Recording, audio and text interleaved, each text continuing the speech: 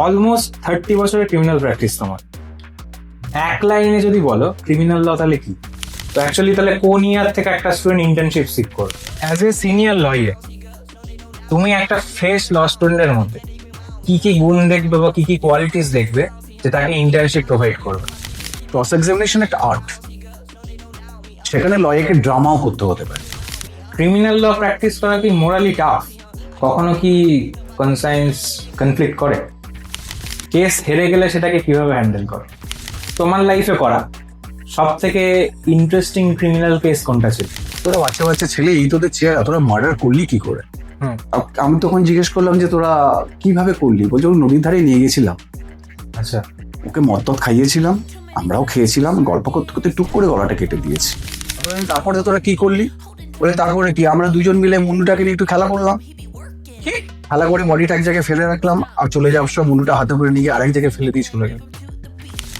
খেলা করলাম কি? একবার কেউ ফুটবল খেলার মতো খেলা করছে, বল মাথাটা নিয়ে ছোড়াছুড়ি করছে। মানে আমাদের যারা স্পেসিফিক্যালি স্টুডেন্টস আছে তাদেরকে যদি অফলাইন সেন্টারে এসে একদিন দুদিনের জন্য কিছু কোর্ট রুমের যে ইনসাইটস গুলো যেগুলো অ্যাকচুয়ালি হেল্প করে স্টুডেন্টসদের, সেগুলো যদি পার্সোনালি তুমি গাইড করো, একটু শেখাও, তাহলে তো ডেফিনেটলি খুবই হেল্প হয় ওদের। আমি নিশ্চয়ই আসবো। Attorney Law Academy presents Lex Talks. So hey লিগেলেন্স, welcome to attorney law academy. তোমরা সেটা দেখে বুঝতেই পারছো প্রপার একটা পডকাস্ট আজকে আমরা অ্যারেঞ্জ করতে চলেছি। আমাদের লেক্স টক্স এর আগের এপিসোড যেগুলো হয়েছিল সেখানে আমরা অ্যাটর্নি ল একাডেমির বিভিন্ন টপার্সদের কিন্তু ইন্টারভিউ নিয়ে এসেছি। বাট লেক্স টক্সকে যদি শুধু টপার্স অব্দি সীমিত রাখি তাহলে আমরা কিন্তু প্রপার নলেজ বা প্রপার ইনসাইটস তোমাদের অব্দি পৌঁছাতে পারবো।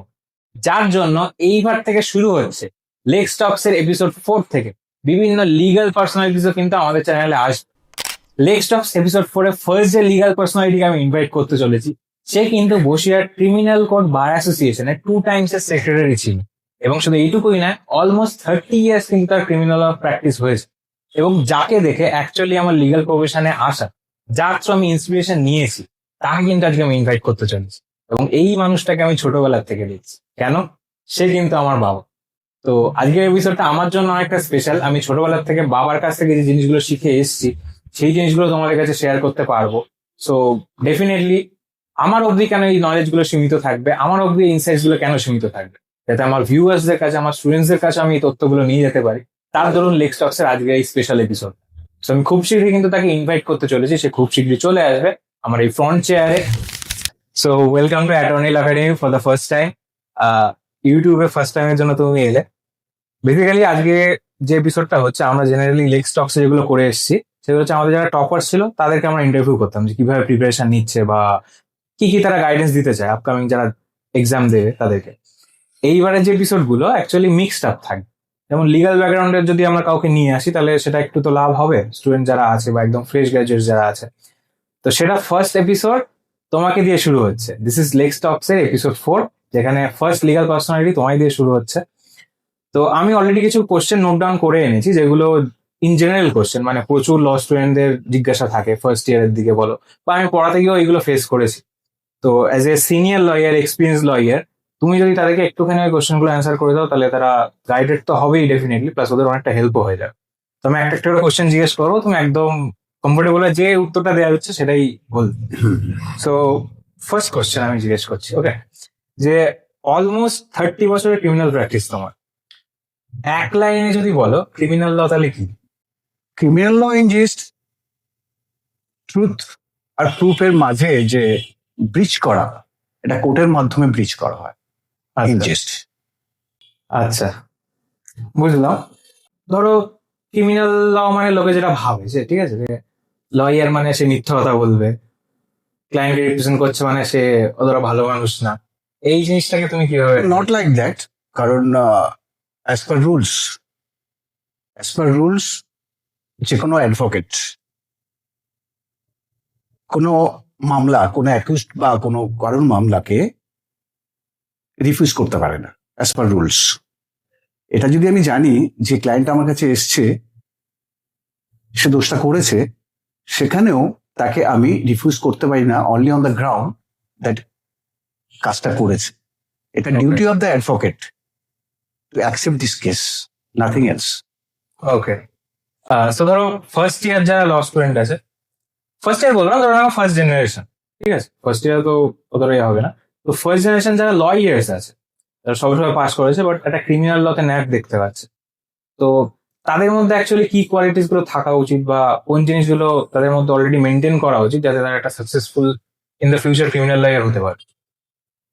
ফার্স্টলি এডুকেশন যেভাবে সেমিস্টার গুলোতে শুরুতে পড়ানো হয়, তার মাঝের দিকে সেমিস্টার গুলোতে প্রসিডিউরাল লটাও পড়ানো হয়। তো সে যদি ক্রিমিনাল মামলা করতে চায়, তাকে মেনলি ক্রিমিনাল সাইডের এগুলো রয়েছে, যে এখন বিএনএস, পিএনএসএসএস আর এভিডেন্স অ্যাক্ট, এর দিকে আলাদাভাবে নজর দিতে হবে। স্পেসিফিক্যালি ওগুলো একটু বেশি focus স্পেসিফিক্যালি যদি করতে হবে। ক্রিমিনাল ল নিয়ে সে ভবিষ্যতে অ্যাডভোকেসি করতে চায়। আচ্ছা আচ্ছা, ওকে। অ্যাজ এ সিনিয়র লয়ার, তুমি একটা ফ্রেশ ল স্টুডেন্টের মধ্যে কি কি গুণ দেখবে বা কি কি কোয়ালিটিস দেখবে যে তাকে ইন্টার্নশিপ প্রোভাইড করবে? এটা কিন্তু একটা খুব কমন আস্ক কোশ্চেন, কারণ অ্যাজ এ সিনিয়র লয়ারকে কিভাবে অ্যাপ্রোচ করবে, কারণ অলরেডি অনেক একটা ধারণা আছে ল স্টুডেন্টদের যে সিনিয়র লয়ার মানে খুব তারা কি বলে একটু খটোমটো টাইপের হয়, রাগী হয়। তো তাদেরকে কিভাবে অ্যাপ্রোচ করবে, তার মধ্যে কি গুণগুলো থাকলে তুমি বা অন্য যারা সিনিয়র লয়ার্স আছে তারা তাদেরকে ইন্টার্নশিপ প্রোভাইড করবে? ফার্স্ট সিনসিয়ারিটি, সেকেন্ড ডেডিকেশন, যাদের মধ্যে দেখা যায়, এবং সিনিয়রও মনে হয় একে কাজ শেখাই, বা শেখার আগ্রহটা কেমন। তারপরে আর যেটা একটা গুরুত্বপূর্ণ সব থেকে, সেটা হচ্ছে যে তাকে খুব রেগুলার হতে হবে, ওকে, খুব রেগুলার হতে হবে। রেগুলার ইন দ্য সেন্স মানে রেগুলার ইন দ্য সেন্স, হ্যাঁ, court visit, court room visit, trial visit, bail hearing visit, এই ম্যাটারগুলোকে তাকে ইচ অ্যান্ড এভরিডে ফলো করতে হবে। ইন্টার্নশিপে থাকা। হ্যাঁ, এবং আরেকটা যেটা ব্যাপার সব থেকে, যেটা হচ্ছে ক্রেডিবিলিটি। ওকে, ক্রেডিবিলিটি এটা একটা খুব important part of the practice. মানে যখন ইন্টার্নশিপ করছো তাই কি প্রত্যেক দিন তাহলে কোর্টে যেতে হবে? গেলে তার পক্ষে হেল্পফুল হবে, কারণ মামলাগুলো ফলো আপ থাকে। আমি একটা মামলা আজকে করছি, একটা স্টেজ, নেক্সট এটা একটা স্টেজ, নেক্সট এটা একটা স্টেজ। যে প্রসিডিউরাল যে law practice Okay, okay, procedure, সেটাকে ফলো করতে গেলে আমাকে কিন্তু যেতে হবে। আমি গ্যাপ দিলে পিছিয়ে পড়বো, কারণ মাঝে কি হয়ে গেল আমি কিন্তু সরাসরি দেখা বা বোঝা হলো না। আচ্ছা, একটা ওয়ার্ড তুমি মেনশন করলে, that is court visit.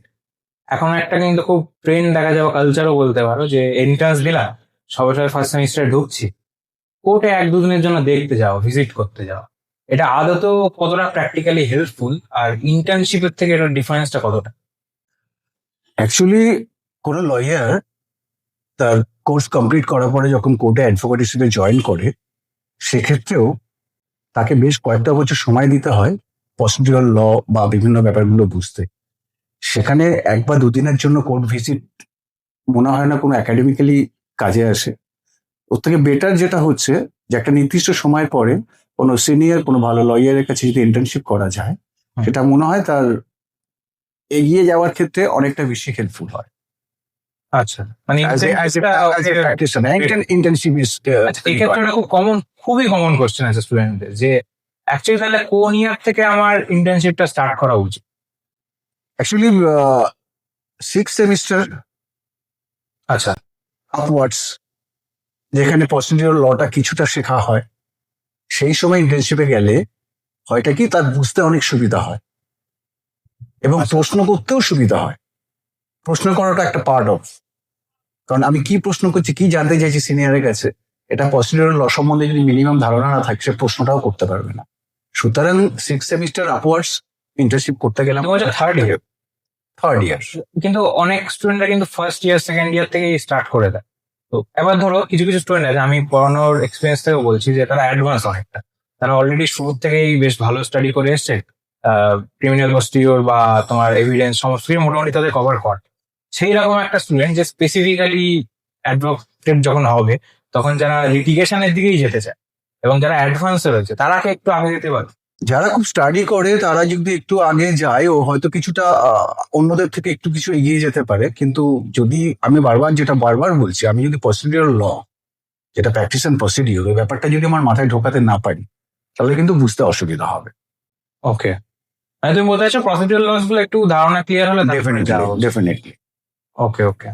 First generation লয়ারদের জন্য সবচেয়ে বড় চ্যালেঞ্জটা কি, যাদের ব্যাকগ্রাউন্ড অ্যাকচুয়ালি কেউই নেই?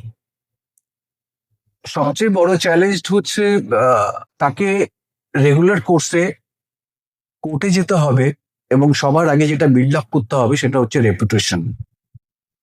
ওকে, রেপুটেশন, যেহেতু সে ফার্স্ট জেনারেশন, তাকে রেফার করার কেউ নেই, কোনো মেন্টর থাকছে না। এই reputation কি করে বিল্ড করবে সে? রেপুটেশন বিল্ড করার সব থেকে বড় উপায় হচ্ছে ডেডিকেটিভ ওয়েতে প্র্যাকটিসটা করা, রেগুলার কোর্টরুম ভিজিট করা, ক্লায়েন্টদের সঙ্গে কমিউনিকেশন তৈরি করা থ্রু বার অ্যাসোসিয়েশন, সিনিয়রদের সঙ্গে কথা বলে যাওয়া, ক্লায়েন্টদের সঙ্গে কথা বলা, এইগুলো যদি সে, এই তো ফার্স্ট জেনারেশন, সে তার কাছে তো কেস আসার সম্ভাবনাটাই কম।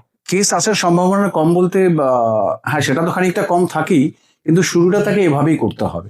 তাকে যদি রেগুলার কোর্টরুমে দেখা যায়, সে যদি কোর্টরুমটা ঠিকভাবে ফলো করে, মামলাগুলো ফলো করে, আমার অভিজ্ঞতা দিয়ে দেখছি যে মামলা পেয়ে যাবে।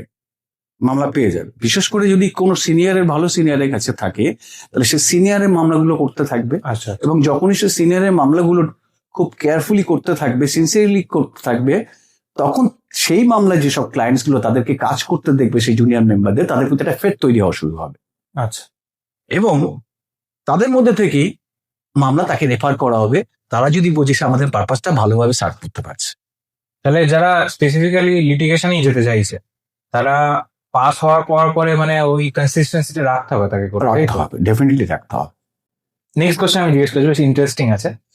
ক্রস এক্সামিনেশন আদৌ কেমন? মুভিজে যেমন দেখে সেরকম ইন্টারেস্টিং, যে লয়ার এসে কোর্টরুমে বই ফই ছুড়ে দিচ্ছে, ইন্টারোগেট করছে, এগুলো কি আদৌ এরকম মুভিজের মতো? না, মুভিজের মতো অবশ্যই নয়, ওটা অনেক প্র্যাকটিক্যাল উইং, মুভিজের মতো অবশ্যই নয়। ক্রস এক্সামিনেশন খুব কেয়ারফুলি করতে হয়, ওটা খেলার জিনিস আদৌ নয়, কারণ ক্রস এক্সামিনেশন উপর ডিপেন্ড করে তার ক্লায়েন্টের ফিউচার ফেট। সুতরাং ওখানে কোনো ড্রামাটিক ব্যাপারটা পেরে চলে না। তবে ড্রামাটিক ব্যাপার চলে না বলতে আমার নয়, ক্রস এক্সামিনেশন একটা আর্ট, সেখানে লয়ারকে ড্রামাও করতে হতে পারে। আচ্ছা, কোশ্চেন বার করার জন্য উইটনেসের কাছ থেকে অনেক সময় ড্রামাও করতে হতে পারে, কিন্তু সেটা ওই মুভি ড্রামার মতো নয়, একটা প্র্যাকটিক্যাল ড্রামা। আচ্ছা। লোকজন বলে ক্রিমিনাল লয়ার মানেই ধরো যে দোষীকে রিপ্রেজেন্ট করছে, মিথ্যা কথা বলছে, ঠিক আছে?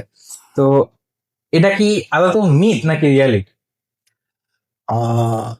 একটা কথা বলি, একটা মামলার দুটো প্রতিপক্ষ থাকে, একটা প্রসিকিউশন, একটা ডিফেন্স। প্রসিকিউশনের ক্ষেত্রে একজন লয়ার থাকেন, ডিফেন্সের ক্ষেত্রে একটা লয়ার থাকে। এইবার যেটা আইন, onus lies upon the prosecution, প্রসিকিউশনকে প্রমাণ করতে হবে তার মামলা, আর ডিফেন্সের কাজ হলো সেই মামলাটা যে সঠিক নয় সেটাকে প্রুভ কর by way of cross examination. অনেক টেকনিক্যাল ব্যাপার থাকে যেটা ইনভেস্টিগেশনের উপর ডিপেন্ড করে, ইনভেস্টিগেশন কতটা প্রপারলি হয়েছে। আর টেকনিক্যালিটিস ব্যাপারগুলো, যেমন ফরেন্সিক ম্যাটার ফ্যাটারগুলো আদের ক্ষেত্রে রিপোর্ট আসে না, সেটা মামলার সময় যদি রিপোর্ট না থাকে সেক্ষেত্রে জাজেসদের জাজমেন্টের সময় প্রবলেম হয়, কারণ সেটা বলতে পারছে না যে অ্যাকচুয়ালি কি ঘটনা ঘটেছিল উইদাউট ফরেন্সিক রিপোর্ট। এই ম্যাটারগুলো ফ্যাক্টর করে। সুতরাং লয়ারদের কাজ এটা নয়, একজন অ্যাকিউজড লয়ার কাছে এলো এবং লয়ার শটান গিয়ে তার পাওয়ার দিয়ে কোর্টকে গিয়ে বললো আমি অ্যাকিউজড, আমাকে ভেতরে নেওয়া। It is not the duty of the defence lawyer. এটাকে করতে হবে প্রসিকিউশনের লয়ারকে, সে যে মামলাটা করেছে সেটা প্রুভ করার দায়িত্বটা তার। যদি তুমি জেনে থাকো যে আমার যে ক্লায়েন্ট এসছে সে অ্যাকচুয়ালি দোষী, তো সেই ক্ষেত্রে it is our duty to accept his case, it is our moral duty. এবং অ্যাডভোকেসি এবং আমাদের যে বার কাউন্সিল আছে, অল ইন্ডিয়া বার কাউন্সিল বা এটা কিন্তু আমরা কোনো ক্লায়েন্ট, আমি যদি জানি সে দোষী এবং সেই গ্রাউন্ডে যদি তার মামলাটা আমি না করি, তাহলে আমার এগেন্সটে কিন্তু কন্টেম্প্ট কেস হতে পারে। আচ্ছা, কারণ এটা আমার ডিউটি তার মামলাটা অ্যাকসেপ্ট করা, whatever may be the fate in future. আচ্ছা, মানে এটা ধরো যে দোষী তার মামলা নিলে না, সেই ক্ষেত্রে ক্রিমিনাল লয়ারকে উপরেও করা যায়। ডেফিনেটলি করা যায়, ডেফিনেটলি করা যায়। কারণ আমি তো মামলা করব কে ডিফেন্স কে অফিস আমি তো জানতে পারছি না। মামলাটা পুরোপুরি নির্ভর করে ইনভেস্টিগেশনের উপরে। এরা থেকে একটা তোমায় জিজ্ঞেস করছি, ক্রিমিনাল ল প্র্যাকটিস করা কি মোরালি টাফ? কখনো কি কনসায়েন্স কনফ্লিক্ট করে? টাফ বলতে যারা প্র্যাকটিস করেন তারা একাডেমিক্যালি কতটা সাউন্ড, তারা কতটা ক্যাপাবল, তার উপর ডিপেন্ড করে।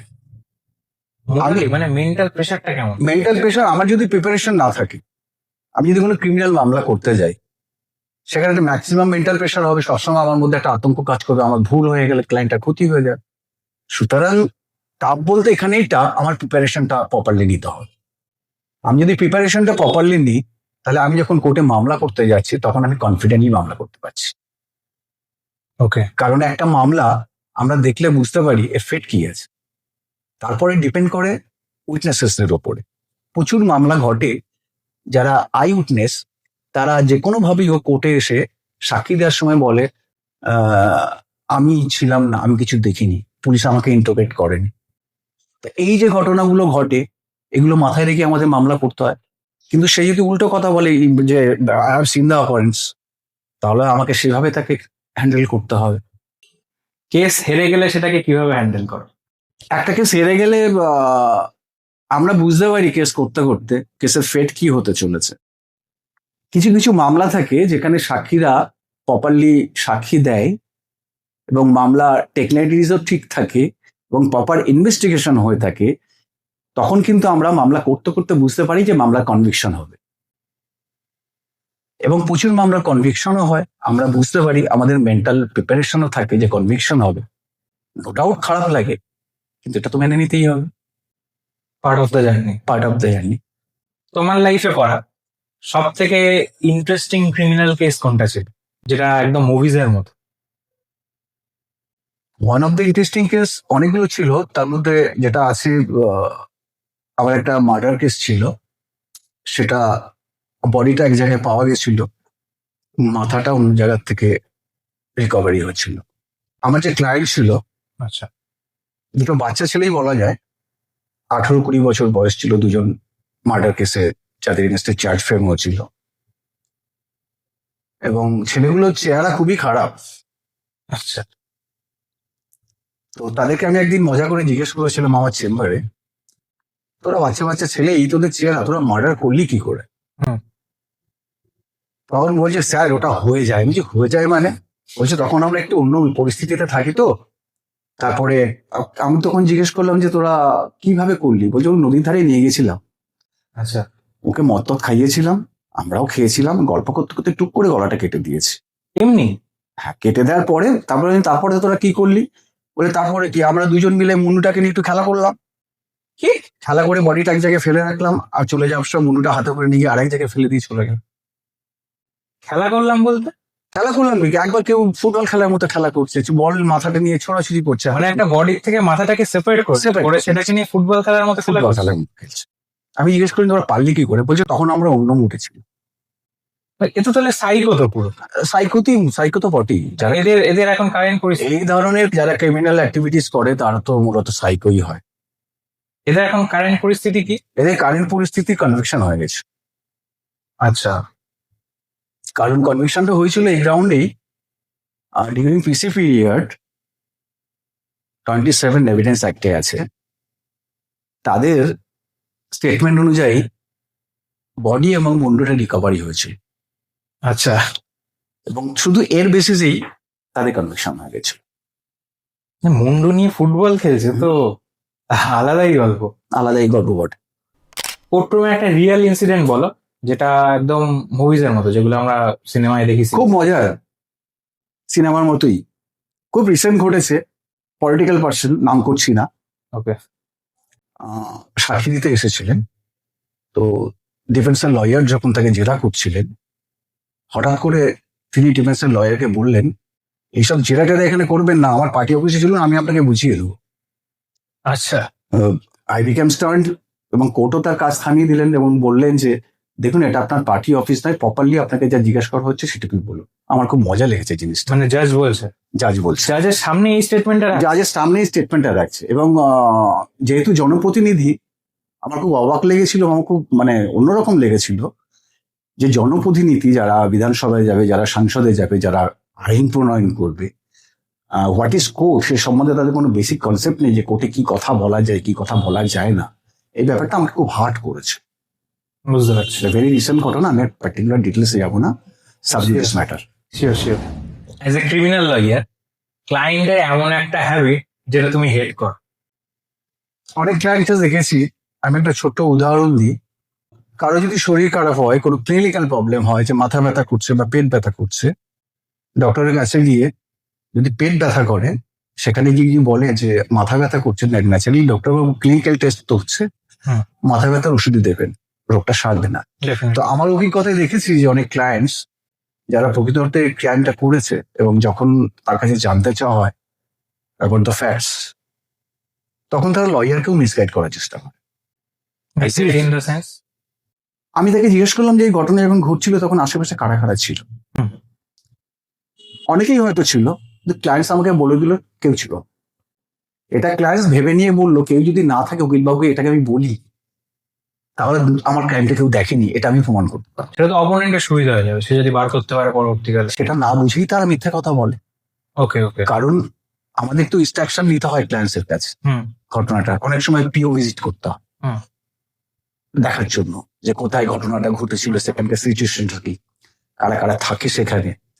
তো সেই ব্যাপারগুলো যারা প্রপারলি উকিলবাবুকে কমিউনিকেট না করেন, এই টাইপের মক্কেলদের আমার ভালো লাগে না মোটেই। কারণ এতে আলটিমেটলি হয়টা কি, তারও ক্ষতি হয়ে যায় এবং লয়ারের রেপুটেশনের ক্ষতি হয়। কারণ তার ইনস্ট্রাকশন লয়ার কাজ করছে, সেটা যদি পরবর্তীকালে সঠিক না হয়, ধরে নেওয়া হবে লয়ার ঠিক মতো কাজ করতে পারেনি, এটা তো ধরে নেওয়া হবে না ক্লায়েন্ট লয়ারকে মিসগাইড করেছে, এটা জাজমেন্টে লেখা থাকবে না। হুম। সুতরাং এই টাইপের মক্কেল যারা সত্যি কথা বলে না, এমনি উকিলবাবুর কাছে এসেও, তাদেরকে আমার ভালো লাগে না।